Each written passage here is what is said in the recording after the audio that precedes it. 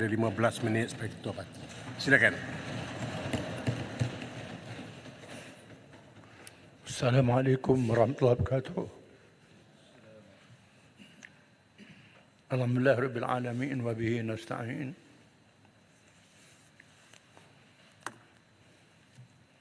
Yang berhormat Tuan Pertua,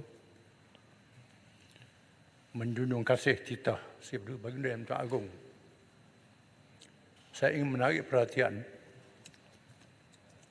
titah Baginda yang menegaskan bahawa Islam adalah agama persekutuan. Ditafsirkan menjadi agama rasmi. Dalam masa yang sama, agama lain diberi hak kebebasan untuk menganut. Selaras dengan penegasan ajaran Islam, Islam menjadi prinsip.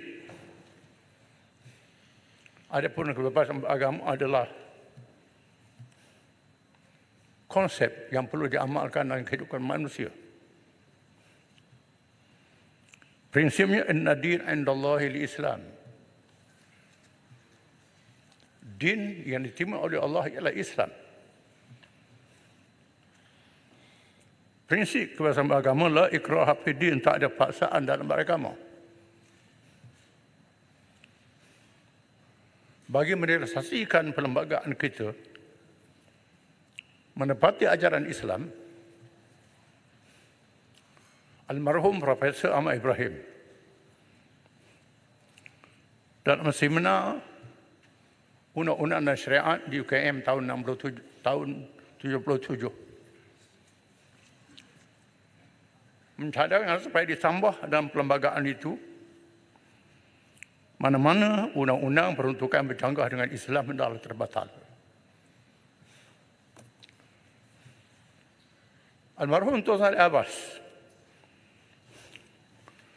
mencadangkan supaya dipindah jadual ke-9. Jangan dihadkan kuasa negeri melaksanakan syariat itu. Dipindah supaya negeri dibebaskan untuk melaksanakan syariat. Supaya Islam benar-benar berdaulat. Dan raja yang menjadi ketua agama, raja yang berdaulat.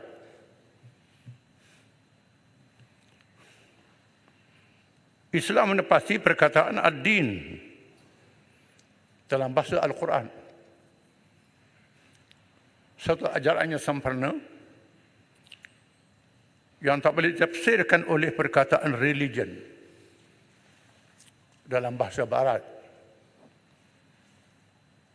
Tafsirkan surah Al-Yared. Kerana kita telah merdeka, patut kita menafsirkan sendiri. Islam adalah sempurna. Allah Ta'ala menyatakan, Al-yawma akmaltu lakum dinakum wa atmamtu alaikum ni'mati wa raditu lakumul Islam madinah. Pada hari ini telah aku sempurnakan bagi kamu agama kamu. Dan aku cukupkan untuk kamu nikmatku. Dan aku redha Islam menjadi agama pada kamu. Firman Allah, Ya alladzina amanu udkhulu fi silmi kaffah wa la tattabi'u khutuwati syaitan innahu lakum aduwwun mubin. Masuklah kamu dalam Islam semuanya. Jangan kamu ikut langkah-langkah syaitan, separuh-separuh saja. Syaitan itu musuh nyata yang boleh merosakkan kamu. Bila tak dilaksanakan dengan sempurna, maka berlakulah masalah-masalah dalam kehidupan manusia. Bukan masalah moral, masalah politik, ekonomi pentadbiran, alam sekitar, termasuk keamanan dunia. Maka Islam mesti berdaulat. Jangan kita melawankan perkataan daulat. Daulat tuanku tak ada daulat. Ucapannya saja. cakapnya saja. Perkataan daulat itu merangkumi negara seluruhnya.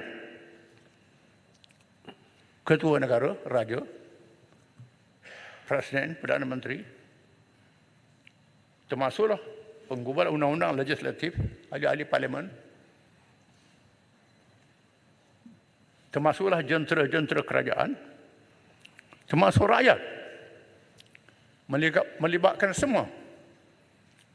Nabi bersabda, ad-dinun nasihah. Agama itu nasihat. Qulna liman, kami bertanya untuk siapa? Sabdanya lillah wa li rasulihi wa a'immatil muslimin wa ammatihim.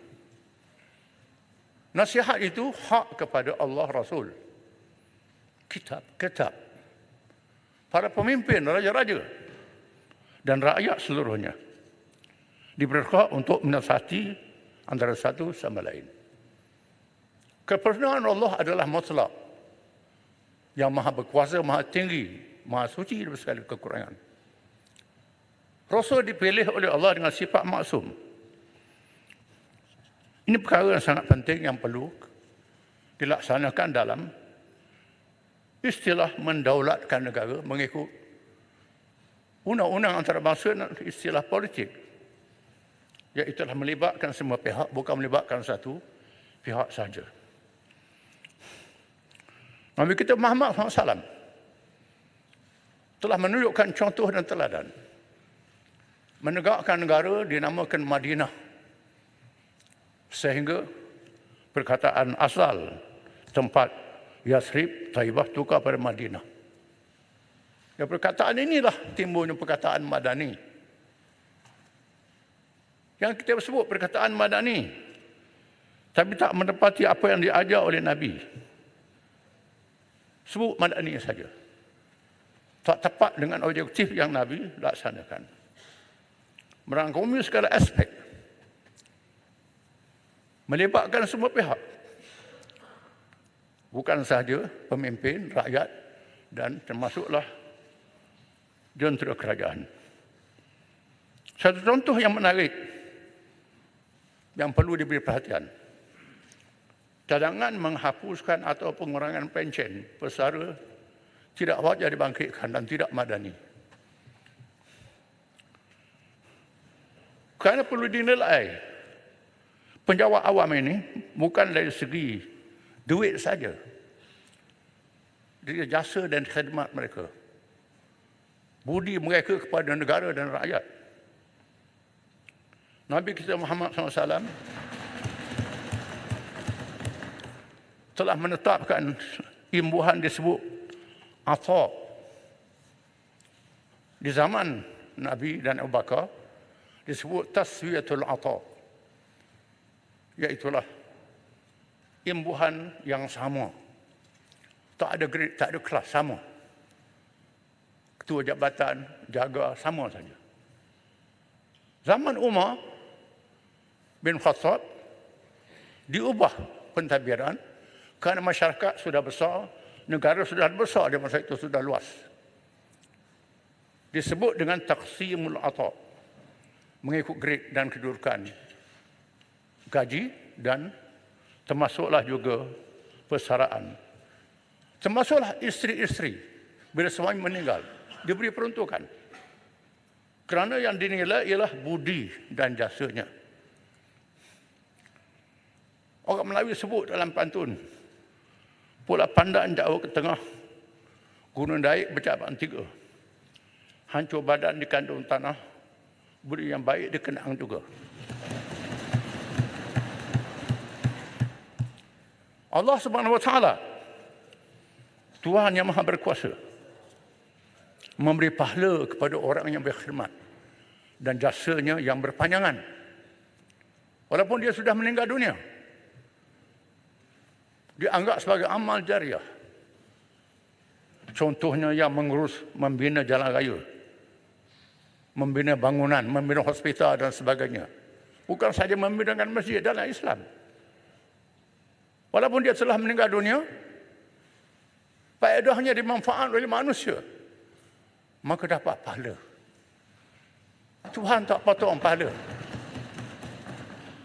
Maka Nabi mengambil iktibar ini dengan mengadakan pencen kepada pesara-pesara, termasuklah setelah mereka meninggal dunia kepada keluarga mereka. Ini patut kita jadikan iktibar yang sangat menarik.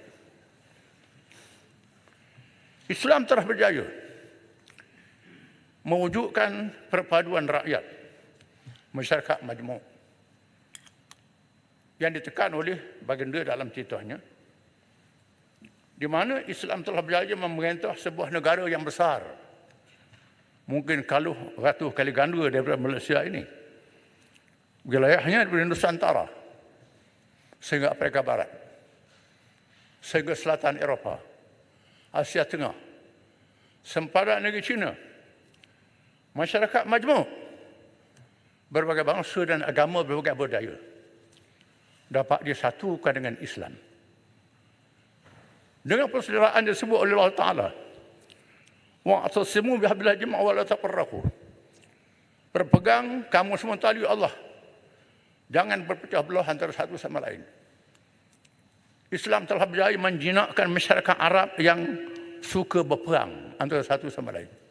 Jadi adat, tapi ini berperang, dapat dihentikan, mereka bersatu.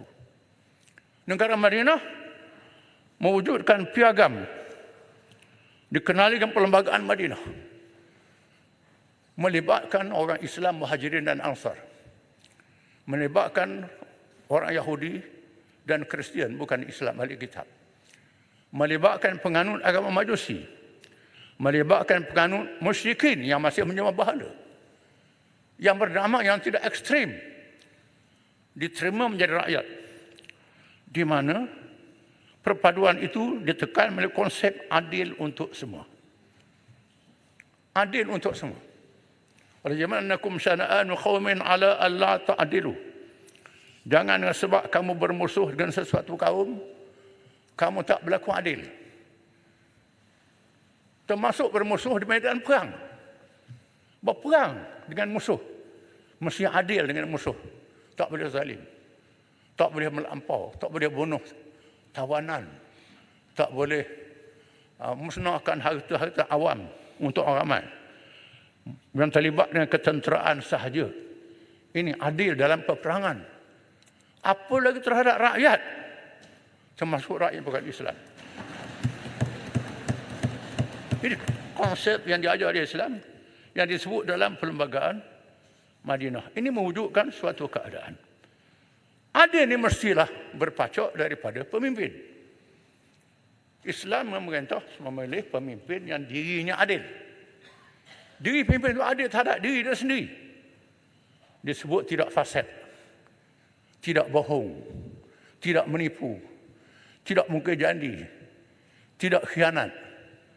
Pemimpin itu mesti adil, tak melakukan dosa besar dan tak jadi adat berterusan melakukan dosa kecil. Ini istilah adil dalam Islam. Yang kedua, adil terhadap semua. Ini dilakukan, termasuk terhadap musuh kita. Apa yang berlaku hari ini, kita melihat bagaimana nasib negara Malaysia Timur dan Pantai Timur. Sejak zaman penjajah, Malaysia Timur, Pantai Timur ketinggalan. Pembangunan infrastruktur diutamakan negeri Pantai Barat. Kita dah merdeka setengah abad lebih, tapi Malaysia Timur masih ketinggalan. Pantai Timur pula dinafikan royalti petroleum, Terengganu, Kelantan.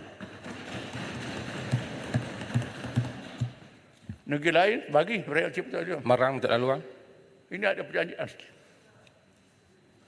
Masih marang, masih betul. Berkaitan dengan konsep ataupun definisi madani, apa yang dibawa oleh kajian hari ini nampaknya berbeza dengan apa yang dianjurkan oleh Nabi SAW. Setuju tak marang bahawa kajian hari ini umpama burung tiup yang tahu bercakap tak faham apa yang dicakap? Ya, saya minta masukkan dalam ucapan saya. Memang bila tuan dia bercakap, dia ikut apa yang tuan dia cakap. Apa makna tak tahu. Ini burung tiup, burung kakak tua. Walaupun kakak tua, tapi tak faham apa yang dia cakap. Ini. Kita tak mahu bila orang nombor satu cakap Madani, habis kata Madani, salah Madani. Apa Madani tak tahu. Ini kita kena sedar. Termasuklah adil itu kepada ahli-ahli parlimen. Negeri-negeri, semuanya. Bila lepas pilihan raya, tak ke siapa sokong kerajaan yang pembangkang ke, mesti diperuntukkan. Ini makna adil. Kerana bila kita pungut cukai, pungut pada semua. Cukai pakaian kita pakai, cukai makanan yang kita makan. Kasam tak tanya, pakaian nak bagi siapa? Kerajaan ke pembangkang? Dia ambil cukai, hasil dia ambil semua. Bila dia agih, dia beza-bezakan. Ini tak adil.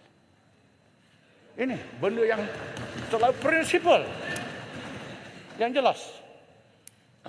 Hilangkan. Kalau tak mahu ini, barulah kita mewujudkan negara yang dipercayai oleh luar negara.